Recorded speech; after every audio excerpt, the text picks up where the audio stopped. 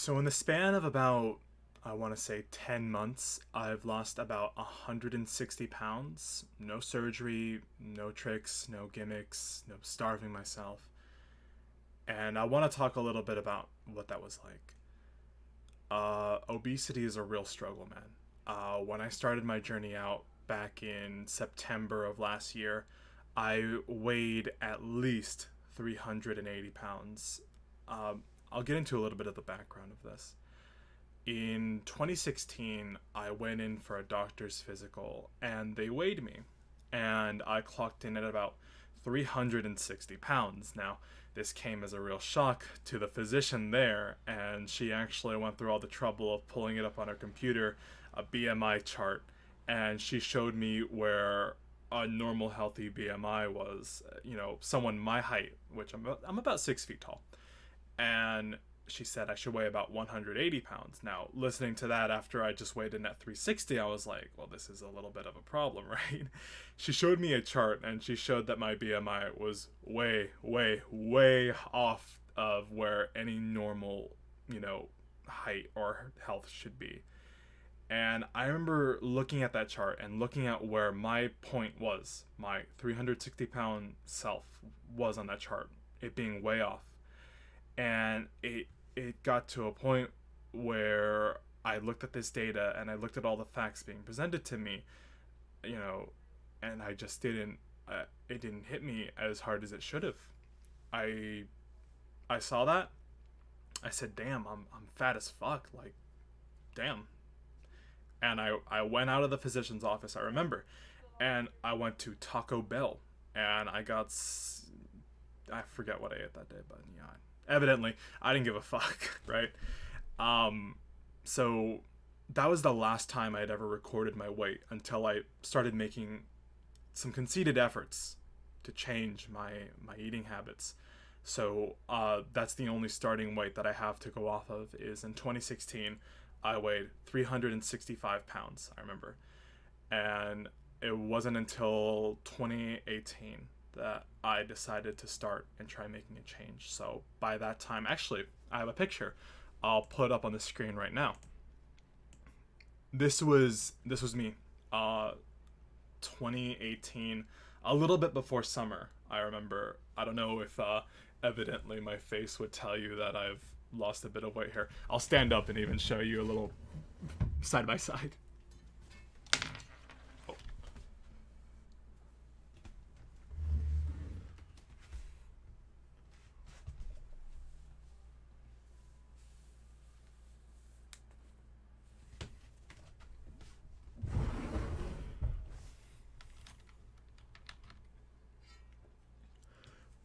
Yeah, so I don't know if you could see it all that well, but that was me right before I'd gone on a trip last year to Virginia.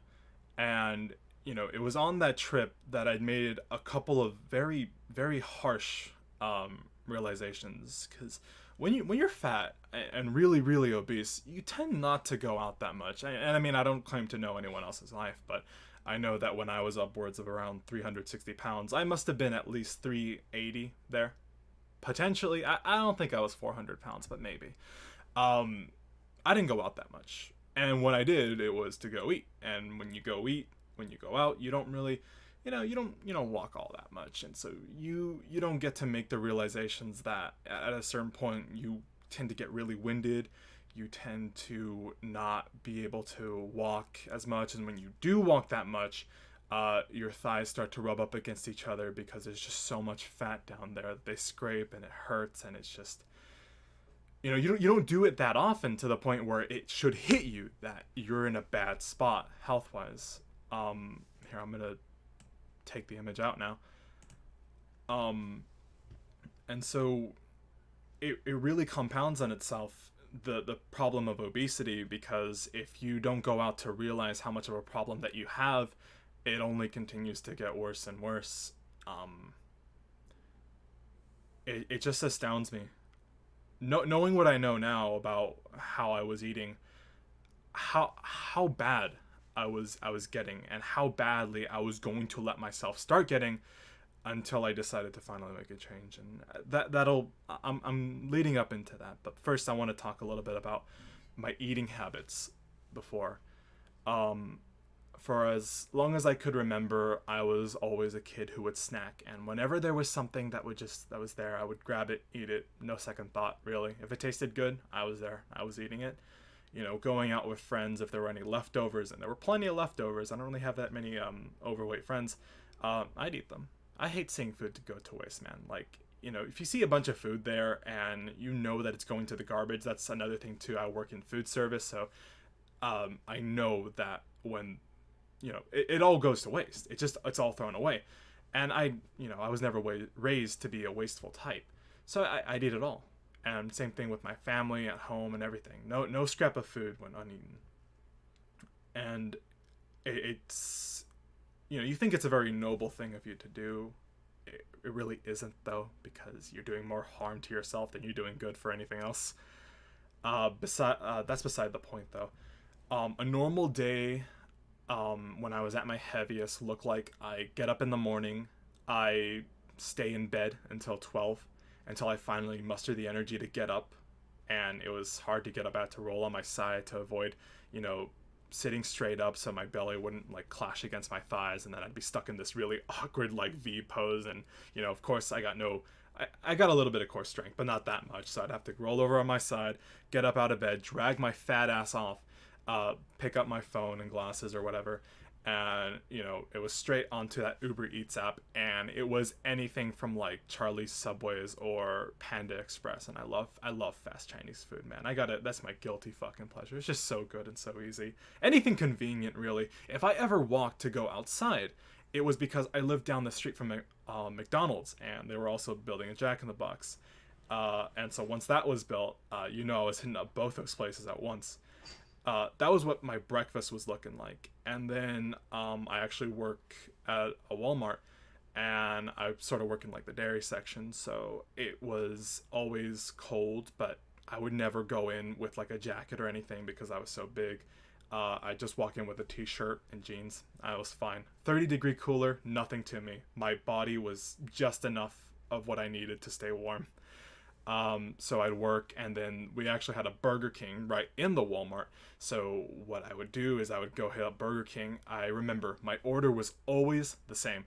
I'd always get a large combo of I believe it's called the Double Rodeo King or whatever the fuck it's called. Basically, a giant hamburger, 2 big slabs of fucking processed meat with cheese, 2 slices of cheese, I might add, 2 big ass onion rings, obviously no lettuce and tomato, right? Fuck all that shit.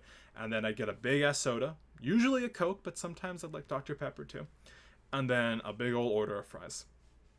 And that was always like my basic lunch. That didn't even count snacks in between that I take on my breaks. And then when I'd come home, it was always, if my family had any leftovers from what they had eaten while I was out, that was what I was on. If not, I was eating like those El Monterey burritos, 4 or 5 of them at the very least. And then I'd knock out, go to bed, and do the exact same thing all over again. And like I'm saying, any snacks in between, anything that I just saw and I could eat, I was eating. But that was like my base, And then that doesn't even get into what it was like on the weekends when I was hanging out with friends or whatever. If we went anywhere, if we passed by any, like, really nice snack place or whatever, any boba shop, any sweet shop, it was all fair game. It's just quite a bit.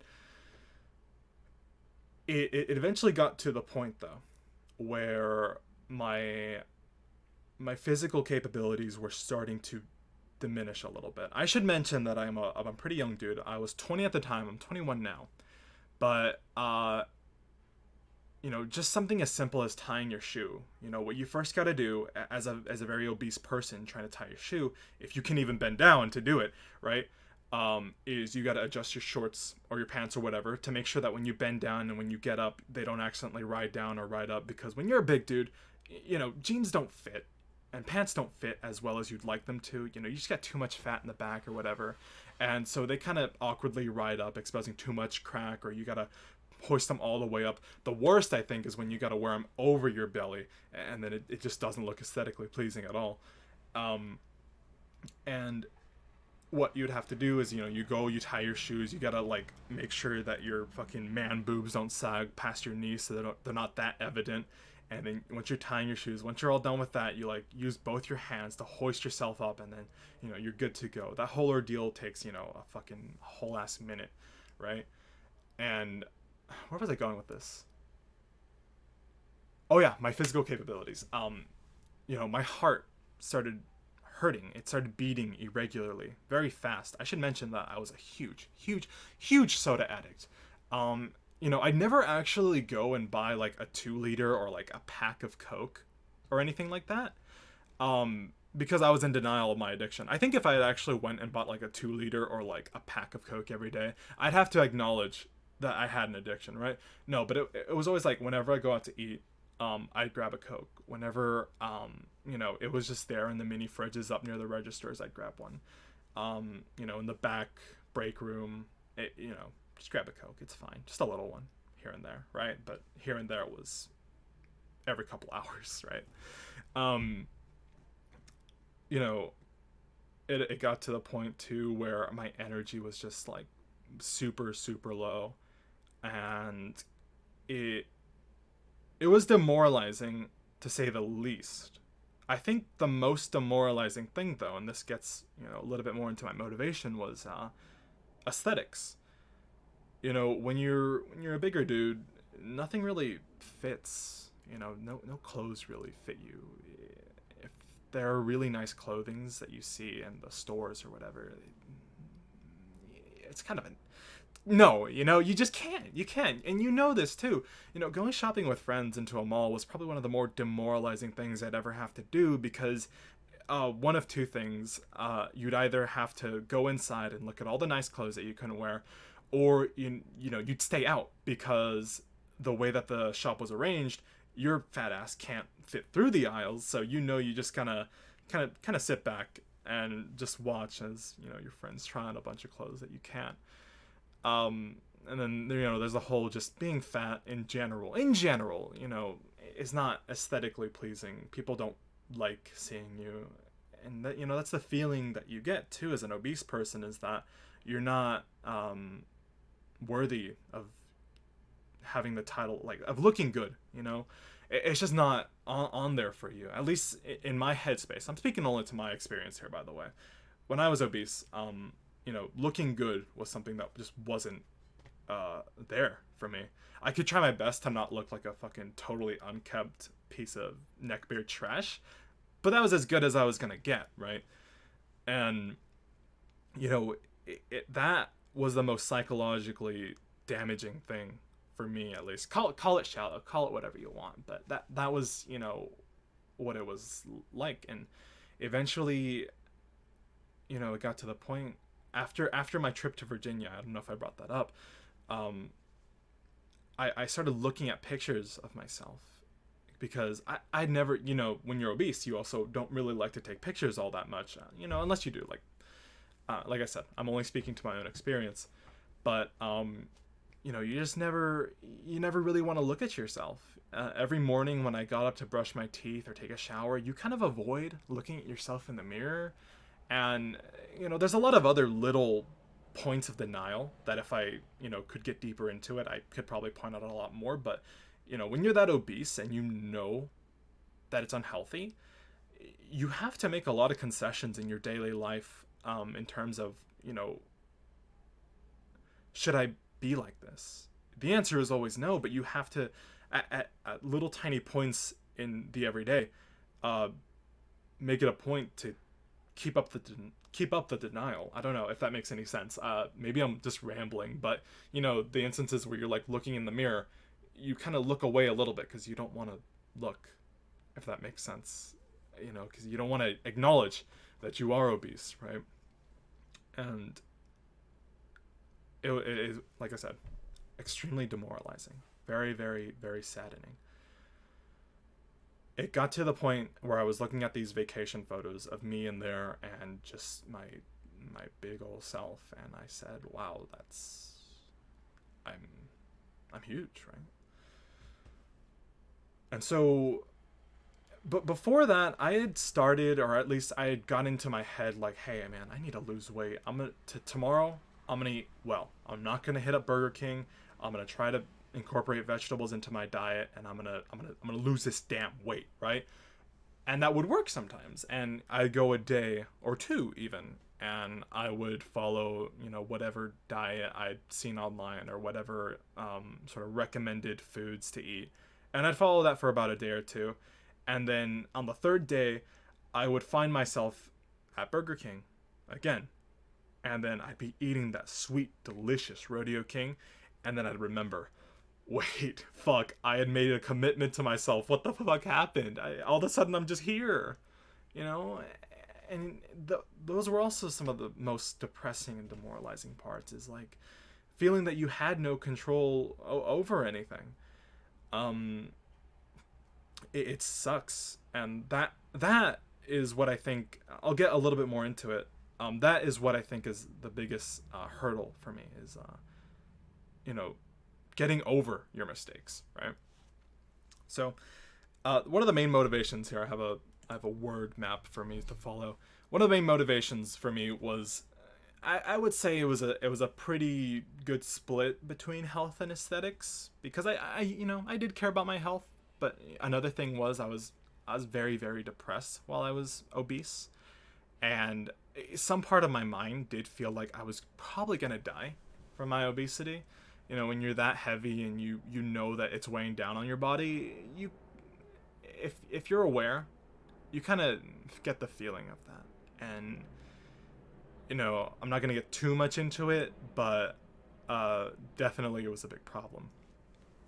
So it was a healthy split. I would say about 30% my health and 70% aesthetics, because I just wanted to look better. And I'm gonna open up here. I've never been like in a relationship before, and I thought, it's probably because I'm fat. It's another thing you get to thinking when you're that obese, 380 pounds plus. My BMI was around 50, I believe. But if you're that overweight, chances are it's weighing down on your self-esteem, and it definitely was for me. No pun intended, right? So I remember this one particular, burst of inspiration I had. Like many before, I had gone a week about doing really well. I had actually started exercising too. I didn't join a gym or anything. What I did was I actually just played Pokemon Go.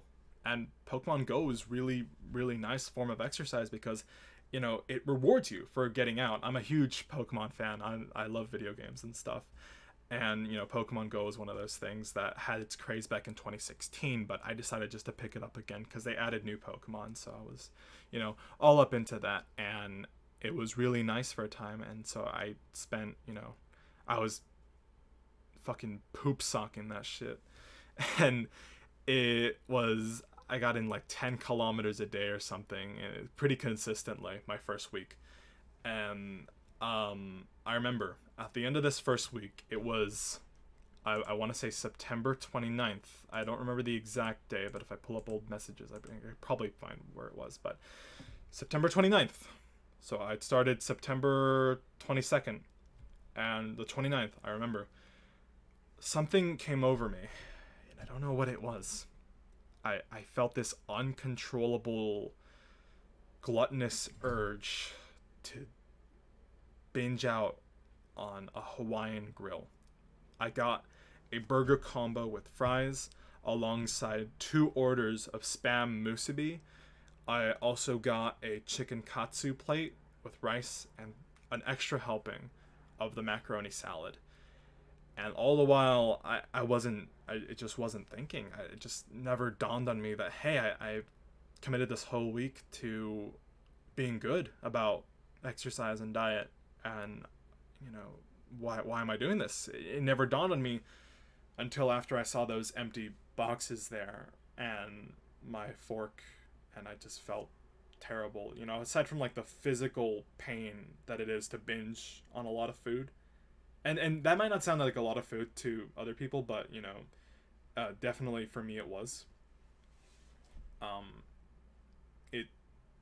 it was terrible. It felt probably worse than it ever had before in my entire life, that binge, because I don't remember a time where I'd gone that long being good with my diet and being so conscious of what I was doing, and then, in my head, fucking it all up, right? But this time was a little bit different because I had not fallen into the same helplessness that I had all those times before, because usually after a large binge you just kind of say, fuck it, I'm never losing this weight, I may as well just eat whatever I want, it's fine, I'm a fat guy, it is who I am. No, this time it was different in a very good way, because what I had told myself was that, okay, I'm just gonna try again tomorrow, screw it, and I did. And the next day I went on as if it never happened. I still felt bad about it, but as far as my actions, I still went on. I grinded Pokemon Go. I went to work. It was weird to just so casually put off my own, seeming self-destruction at the time and just keep on going. But in the end, it was definitely the key turning point in how I was able to lose about 100 and a little over 150 pounds in about 10 months, because I didn't binge again. I didn't have any moment in time where I was just out of control. And I know binging is a very sensitive topic for a lot of people, but for me, what happened was that it just didn't happen again.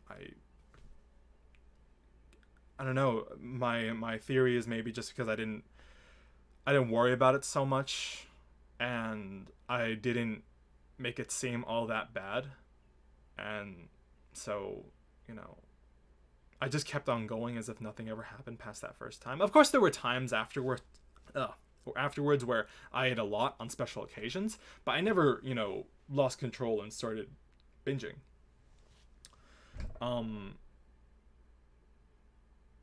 There were definitely more other times though where I felt like I fucked up, and I just said, I'll just keep on going. I'll just keep on trucking like it never happened. Definitely was a huge helping. What was keeping that attitude? After a particularly bad day where you think you fucked up, I just treated it like it was nothing, and I went on, still with those healthy eating habits that I learned in mind. And, that attitude basically served me until the present day, where now from around, 360 plus, I can only really say 360 because that's my last official recorded weight, until today, I'm 220 pounds, and I intend to lose about another 40, another 50 maybe, just so I can get within a healthy BMI. I want to say for at least once in my life I've been at a healthy BMI, because for as far back as I can remember, since I was in kindergarten, I was always the chubbier kid, and then eventually it got progressively worse and worse until I was the really, really obese kid. But that's basically, without getting too much into the nitty gritty, my journey, really.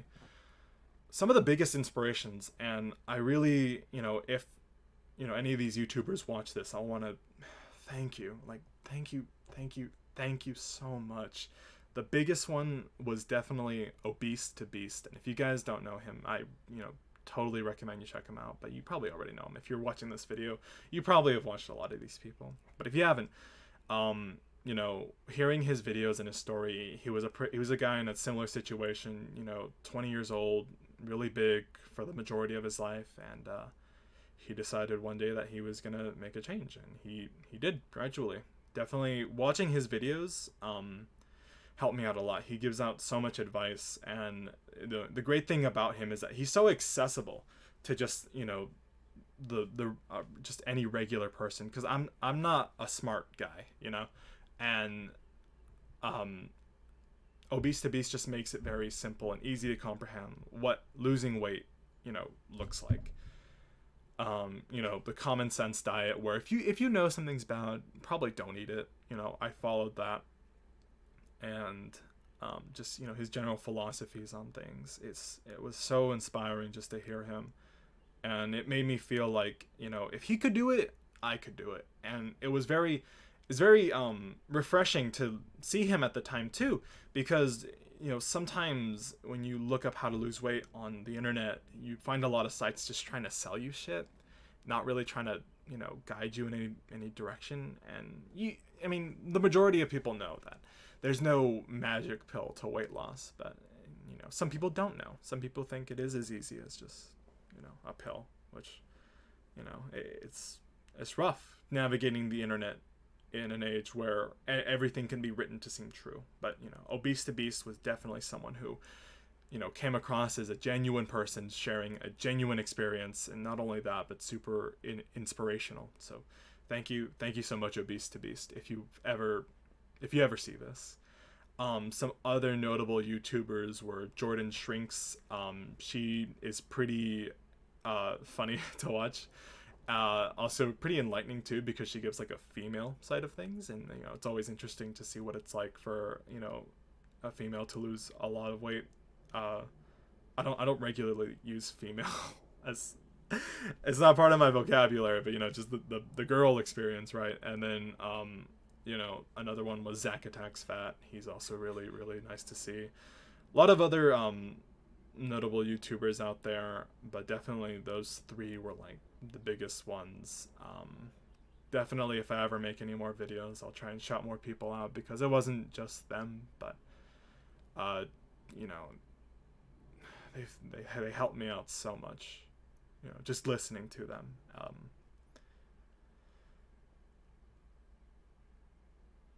Yeah.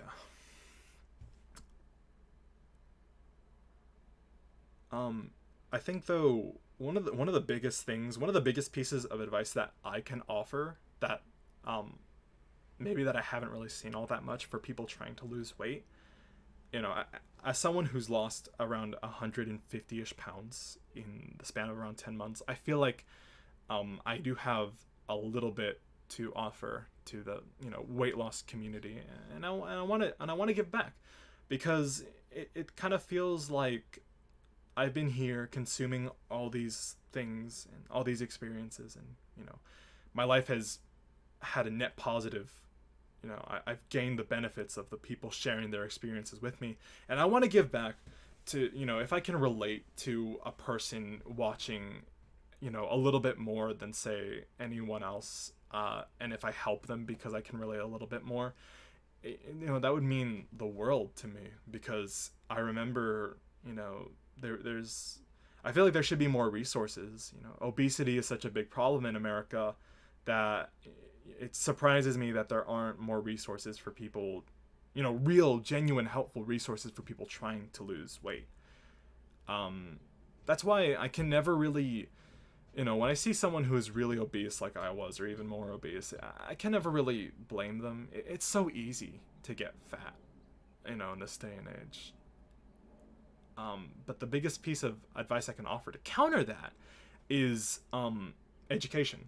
Just to educate yourself on what food does to you and what food is. Definitely, it is difficult though, because let's say you look up the definition of a calorie, right? I think what Google will give you is like a calorie is the unit of measurement given to, you know, boil water or some shit. Like I said, I'm not smart, but it gives you some really abstract information that when you try to apply it to losing weight, you're just like left there with a what am I supposed to do with this, right? And so add that to the fact that if you look up how to lose weight on YouTube or anything, you'll find a whole array of different, you know, strategies and techniques and shit. If you've never lost weight and someone tells you to drink a combination of this tea along with this vinegar, you're gonna, you know, maybe try it, and then when you don't see instant results, you're like, what the hell happened? And it's just because, like, you know, you don't know. And, you know, for a time, that's how I was. I just didn't know how to lose weight. But like I said, Obese to Beast, Zach Attacks Fat, Jordan Shrinks, they all give very helpful information Obese to Beast in particular, I would say. But there are a lot of other useful pieces of information. And maybe I'll make a whole separate video of what exactly I did, because education and teaching yourself about food is the biggest thing I can say without a doubt that helped me lose the amount of weight that I did in the amount of time that I did. Because, another thing Obese to Beast says is sustainability. I'm going to be upfront and honest about it. The first couple of months I was losing weight, I didn't have really any idea about what I was doing. I was intaking about 700 calories a day for a good month. And let me tell you, that shit was hell. I'd sit down sometimes just to catch my breath after a walk. And I'd get up and the whole world would start revolving around me. And it'd take me a whole minute just to orientate myself again, just because I wasn't eating enough. And I thought that was the only way I could lose weight, and obviously it isn't. But it wasn't until I started learning about how foods and calories affect your body, and I'm speaking in a general sense too, definitely people with different conditions will experience it differently, but I think the majority of people could benefit from learning exactly how calories and stuff affect their body, and then your macros as well also play a big part into your body composition and stuff like that. Like I said, I can make a whole different video explaining sort of what I've learned, how I understand it. Like I said, I'm not smart, but I think I know a thing or two. I think. But definitely that's the biggest thing is education. If you know kind of what food is and what it does to you, it makes that rodeo king at Burger King that much less tempting to want to go and get, because cravings, they happen, right? But if you know what's in it, it definitely makes it a lot less appetizing when you think about it. And that helped me a lot too. It's just I really want this burger, but I know that it is just fucking terrible for me, so I probably shouldn't, right? So where I am now, losing 150 pounds in the span of 10 months, I want to try and lose another 20 so I can get to 200. Like I said, I don't think I was at 400 pounds, but I might have been. And then if I was, I can say, hey, I've halved my body weight in the span of a year, that would just be really exciting for me. Because losing this amount of weight is probably the only thing I've actually really done with my life. It's definitely, I've experienced the most change physically and also spiritually as a result of this. Not saying that losing the weight, seeing the weight come off physically, is what changed me mentally, but you have to go through a bit of some mental changes in order to lose some weight, because there's no way that you grow up with the habits that you do have as an obese person and just lose the weight after following a diet for a year. Because first of all, you can't, if you have the mental fortitude to keep up a diet regimen for a year, a strict diet regimen for a whole year, you probably have the mental fortitude to go out and realize that your initial eating habits weren't right in the first place. You probably shouldn't.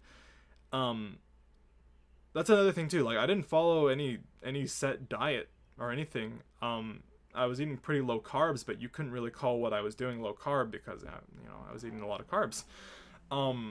Sometimes, right? What I really wanted to get across in this was just sort of putting a little bit of my story out there, and just letting you know that you can do it. If I did it, you can do it. I mean, I don't mean to word it like that, but I think one of the bigger things I wanted to say is just sort of, I guess I just wanted to make it a thank you letter to, those 3 people I mentioned earlier in particular, but also YouTube in general. Because without the voices of all the wonderful people who were telling me that I could do it, I could have never. And it's just, yeah.